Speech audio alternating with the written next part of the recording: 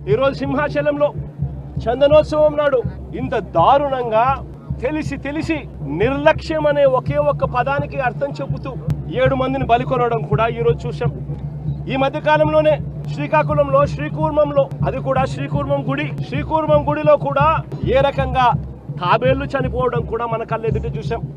తిరుమలలో గోశాలలో ఏ రకంగా గోవులు చనిపోవడం కూడా మన కళ్ళెదుటే చూసాం. చంద్రబాబు నాయుడు గారు ఈ 11-12 నెలల పాలనలోనే కడపలో కాశీనాయన ఆశ్రమంలో ఏ రకంగా బుల్డోజర్లతో కలెక్టర్లే స్వయంగా వచ్చి కాశీనాయన స్వామి ఆశ్రమాన్ని, కాశీనాయన స్వామి గుడిని ఏ రకంగా ధ్వంసం చేశారో కూడా మన కళ్ళెదుటే చూస్తా ఉన్నాం. ఇవన్నీ కూడా కేవలం ఈ 12 నెలల కాలంలో చంద్రబాబు నాయుడు గారి హయాంలో జరుగుతా ఉన్న గుడులు గోపురాలకు సంబంధించిన వ్యవస్థల మీద ఆయన చూపుతా ఉన్న శ్రద్ధకు నిదర్శనం. నేను అడుగుతా ఉన్నా, అన్ని ఘటనలకు జరిగేటప్పుడల్లా జరిగిన తర్వాత వస్తాడు, వచ్చి కమిషన్ వేస్తున్నాను, విచారణ చేయిస్తాను అని చెప్తాడు. ఇన్ని ఘటనలు నేను చెప్పిన కనీసం ఒక్క ఘటనలో అయినా కూడా సీరియస్ గా ఎవరి మీద అయినా యాక్షన్ తీసుకున్నారా అని అడుగుతా ఉన్నా. ఎవరి మీద యాక్షన్ తీసుకోరు, ఎందుకంటే ఈయనే దోషి కాబట్టి.